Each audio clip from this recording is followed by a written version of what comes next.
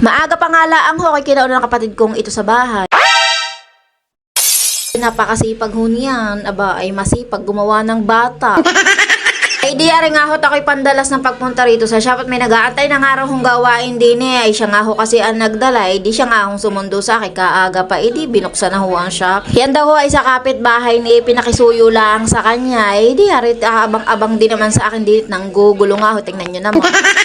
Ay ari nga ho, pagbaba ko ng bagay, di ari nga ho at aming binuksan na at titingnan kung ano gaho ang sira. Kung mapapansin nyo nga ho, ay napakaganda talaga ng sikat ng araw din sa aming shop at talagang ay tingnan nyo naman kahit ako mabilad-bilad diyan ay wala namang iitim at sadyang maitim nga ni.